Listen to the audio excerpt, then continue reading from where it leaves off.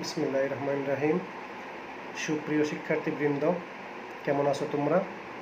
আশা করি সবাই ভালোই আছো।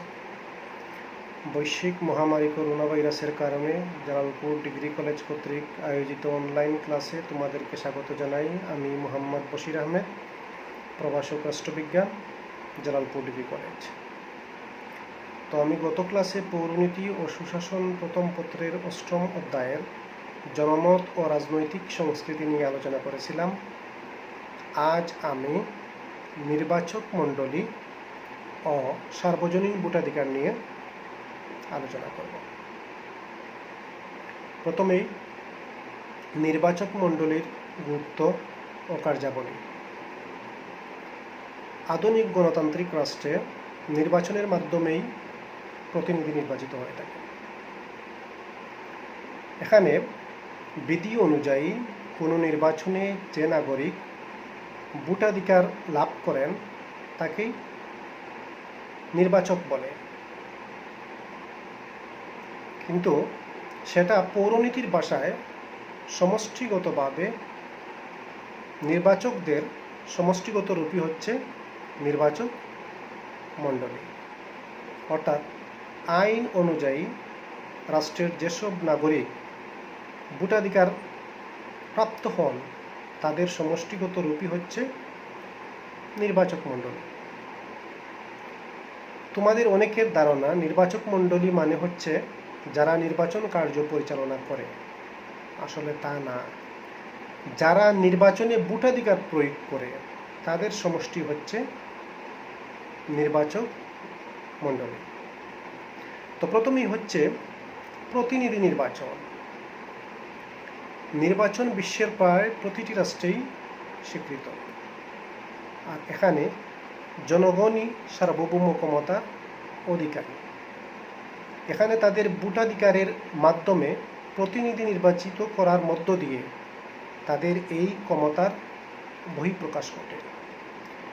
ভোটাধিকার নাগরিকদের অন্যতম শ্রেষ্ঠ রাজনৈতিক অধিকার, আর এই নির্বাচক মণ্ডলীদের ভোটাধিকারের মাধ্যমেই সৎ ও যোগ্য প্রতিনিধি নির্বাচিত করা হয়। আর এসবের মধ্য দিয়ে সরকারের নীতি নির্ধারণ ও শাসন কার্য পরিচালনায় অংশগ্রহণ করে থাকে নির্বাচক মণ্ডলী। এরপর হচ্ছে নীতি নির্ধারণে অংশগ্রহণ। এখানে নির্বাচক মণ্ডলীরা আইন প্রণয়ন ও নীতি নির্ধারণেও অংশগ্রহণ করে থাকে। নির্বাচক মণ্ডলী প্রত্যক্ষ বা পরোক্ষভাবে গণভোট, গণ উদ্যোগ, গণনির্দেশ এসবের মাধ্যমে সরকারের আইন প্রণয়ন, নীতি নির্ধারণ, আইন সংশোধন, পরিবর্তন এসবেও অংশগ্রহণ করে থাকে। তাহলে কি বুঝতে পারলাম আমরা? এখানে নির্বাচক মণ্ডলী হচ্ছে সকল ক্ষমতার উৎস। তার আইন প্রণয়ন এবং সরকারের নীতি নির্ধারণেও অংশগ্রহণ করতে পারে। এরপর হচ্ছে প্রতিনিধি প্রত্যাহার। এখানে জনগণের প্রত্যক্ষ ভোটে প্রতিনিধি নির্বাচিত হয়ে নির্বাচক মণ্ডলীরই প্রতিনিধিত্ব করেন, অর্থাৎ জনগণের প্রতিনিধিত্ব করেন। যদি কোনো প্রতিনিধি নির্বাচক মণ্ডলীর সাথে তার যে ওয়াদা বা প্রতিশ্রুতি সেটা যদি উনি ভঙ্গ করেন বা জনবিরোধী কাজ করে থাকেন, তাহলে সেখানে নির্বাচক মণ্ডলীরা তার প্রতি সমর্থন প্রত্যাহার করে এবং তার পদত্যাগ দাবি করতে পারে। আর তার এই পদত্যাগের দাবির মধ্য দিয়ে এই প্রতিনিধিত্ব শেষ হয়ে যায়। এটা সুইজারল্যান্ড, রাশিয়া সহ অধিকাংশ দেশে এই ব্যবস্থা প্রচলিত রয়েছে। অর্থাৎ এখানে আমরা বুঝতে পারলাম যে কোনো প্রতিনিধি যখন নির্বাচিত হয়ে প্রতিনিধিত্ব করবে, ওই প্রতিনিধি যদি তার পূর্বের প্রতিশ্রুতি ভঙ্গ করে বা জনবিরোধী কোনো কার্যে লিপ্ত থাকে, তখন তার প্রতি নির্বাচক মণ্ডলীর যে সমর্থন সেটা তারা প্রত্যাহার করবে এবং তার পদত্যাগ দাবি করবে। এটার মধ্য দিয়ে ওই প্রতিনিধি তার প্রতিনিধিত্ব হারাবে। এরপর সংবিধান সংশোধন। কোনো কোনো রাষ্ট্রে সংবিধান সংশোধনেও নির্বাচক মণ্ডলী গুরুত্বপূর্ণ ভূমিকা পালন করে থাকে। বিশেষ করে আধুনিক গণতান্ত্রিক রাষ্ট্রগুলোতে সংবিধান প্রণয়ন, সংশোধন প্রতিটি ক্ষেত্রে এখানে নির্বাচক মণ্ডলীর মতামত নেওয়া হয়ে থাকে এবং তাদের মতামতের ভিত্তিতেই নতুন সংবিধান প্রণয়ন বা পরিমার্জন হয়ে থাকে। এরপরে হচ্ছে জনমতের প্রতিফলন। নির্বাচক মণ্ডলীর মাধ্যমে মূলত জনমতের প্রতিফলন ঘটে, আর এই জনমত প্রকাশ পায় সংবাদপত্র, সভা সমিতি, রাজনৈতিক দলের মাধ্যমে। অর্থাৎ এখানে নির্বাচক মণ্ডলীর মতামতটা প্রাধান্য পায়। নির্বাচক মণ্ডলীর মতের উপর সরকারও গুরুত্ব দিয়ে থাকে, কেননা নির্বাচক মণ্ডলীর মতামত ব্যতি রেখে সরকার যদি কোনো সিদ্ধান্ত নিয়ে থাকে তাহলে সেটা সরকারের বিপক্ষে চলে যাবে। বিধায় সরকার নির্বাচক মণ্ডলীর উপর সবসময় গুরুত্ব দিয়ে থাকে। এরপরে গণতন্ত্রের বিকাশে সহায়তা। এই নির্বাচক মণ্ডলী গণতন্ত্রের বিকাশে সবচেয়ে বেশি সহায়তা বা ভূমিকা পালন করে। এখানে সরকার যদি জনবিরোধী কোনো কাজ করে তাহলে এর সমালোচনা করে নির্বাচক মণ্ডলী। সরকার যদি স্বৈরাচারী বা স্বেচ্ছাচারী হয় এখানেও তার ভূমিকা পালন করে নির্বাচক মণ্ডলী। বিধায় এই নির্বাচক মণ্ডলীর মাধ্যমে গণতন্ত্রের বিকাশ সাধন সম্ভব। এরপর হচ্ছে ক্ষমতার আদি উৎস। অর্থাৎ এখানে সংসদীয় সরকার ব্যবস্থায় যেই দল সংখ্যাগরিষ্ঠতা অর্জন করে সেই দলের নির্বাচিত প্রতিনিধিদের নিয়েই মূলত মন্ত্রিসভা গঠিত হয়। ঠিক তদ্রূপ রাষ্ট্রপতি শাসিত সরকার ব্যবস্থায় জনগণের প্রত্যক্ষ ভোটে নির্বাচিত হন রাষ্ট্রপ্রধান। তাহলে কি বোঝা গেল?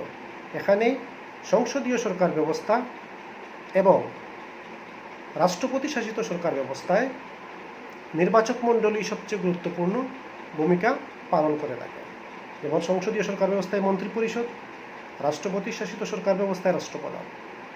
তাহলে এর আদিতেই কাজ করে নির্বাচক মণ্ডলী। নির্বাচক মণ্ডলীর দ্বারা নির্বাচিত হয়েই এইসব প্রতিনিধি রাষ্ট্রীয় কাজে সরাসরি অধিষ্ঠিত হন। রাজনৈতিক দলের উপর প্রভাব।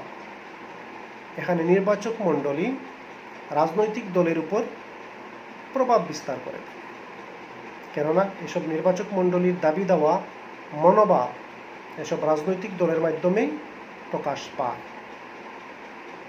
এরপর হচ্ছে বিচারক নিয়োগ। কোনো কোনো রাষ্ট্রে বিচারক নিয়োগের ক্ষেত্রেও নির্বাচক মণ্ডলী গুরুত্বপূর্ণ ভূমিকা পালন করে। তবে আধুনিক রাষ্ট্রগুলোতে বিচারকদের নিয়োগ করে থাকেন মূলত রাষ্ট্রপ্রধান, আর গণতান্ত্রিক বিশ্বে রাষ্ট্রপ্রধানদের স্বীকৃতি দেন বা নিয়োগ দেন নির্বাচক মণ্ডলী। তাহলে কি বুঝতে পারলাম আমরা? যেখানে রাষ্ট্রপ্রধান বিচারকদের নিয়োগ দেন সেখানে রাষ্ট্রপ্রধানকেও নিয়োগ দেয় কারা? এইসব নির্বাচক মণ্ডলী। অর্থাৎ আমরা যারা প্রত্যক্ষ ভোট প্রদান করে থাকি তাদের মাধ্যমেই রাষ্ট্রপ্রধান নির্বাচিত হন। এরপরে সরকারের চতুর্থ অঙ্গ। এই নির্বাচক মণ্ডলীকে সরকারের চতুর্থ অঙ্গ বলা হয় মূলত নির্বাচক মণ্ডলীদের সুদূর প্রসারী গুরুত্ব এবং ভূমিকাকে কেন্দ্র করে। কেননা এখানে সংসদীয় সরকার ব্যবস্থায় যদি আইনসভা জনগণের আস্থা হারায় বা জনগণের আস্থা হারালে আইনসভায় অর্থাৎ জনগণের আস্থা হারালে বা আইনসভার আস্থা হারালে সরকারকে পদত্যাগ করতে হয়। ঠিক তদ্রুপ কোনো প্রতিনিধি যদি নির্বাচিত হবার পর উনি যে নির্বাচনী এলাকা থেকে জয়ী হয়েছেন ওই নির্বাচনী এলাকার জনগণের আশা আকাঙ্ক্ষা পূরণে ব্যর্থ হন বা যদি কোনো বিরোধী কোনো কাজ করে থাকেন, তার পূর্বের ওয়াদা উনি ভঙ্গ করে থাকেন, তাহলে তার পদত্যাগের জন্য তার প্রতি সমর্থন নির্বাচক মণ্ডলীরা প্রত্যাহার করে আর তখন তাকে পদত্যাগ করতে হয়। তাহলে আমরা কি বুঝতে পারলাম? এখানে সরকারের চতুর্থ অঙ্গ এ কারণেই বলা হয় যে সরকারের যে মূল অবদান, অর্থাৎ এখানে নির্বাচক মণ্ডলীরাই সরকারকে নিয়ন্ত্রণ এবং পরিচালনা করে। কারণ এখন সরকার প্রতিষ্ঠিত হয় নির্বাচক মণ্ডলীর মাধ্যমে এবং ওই সরকারের কাজের তাদের প্রশাসন পরিচালনা, সরকারের প্রতিটি কার্যক্রম পরিচালনাও করে এবং নিয়ন্ত্রণ করে এই নির্বাচক মণ্ডলী। কেননা এখানে যদি জনমতের পক্ষে সরকার তার কার্যাবলী পরিচালনা করে তাহলে নির্বাচক মণ্ডলীকে পাশে পাবে। আর সরকার যদি স্বেচ্ছাচারী স্বৈরাচারী হয়ে যায়, জনবিরোধী কাজ করে, তখন এই নির্বাচক মণ্ডলী আন্দোলন বিপ্লবের মাধ্যমে ওই সরকারের পতনও ঘটাতে পারে। তাহলে আমরা এতক্ষণ নির্বাচক মণ্ডলী নিয়ে আলোচনা করলাম। এখন সার্বজনীন ভোটাধিকার নিয়ে আমি তুলে ধরবো তোমাদের সামনে। সার্বজনীন ভোটাধিকার হচ্ছে জাতি, ধর্ম, বর্ণ নির্বিশেষে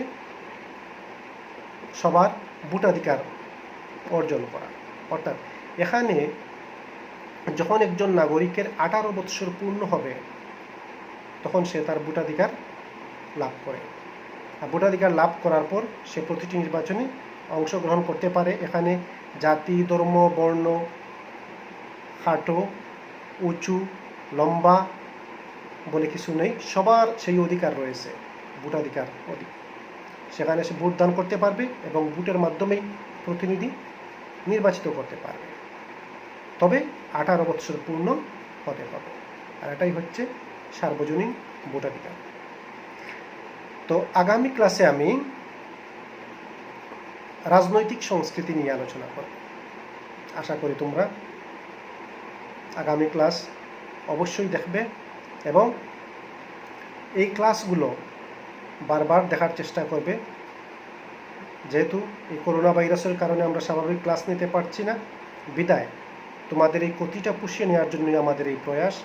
তোমরা যদি মনোযোগ সহকারে আমাদের এই অনলাইন ক্লাসগুলা ফলো না করো তাহলে কিন্তু তোমাদেরই ক্ষতি হবে।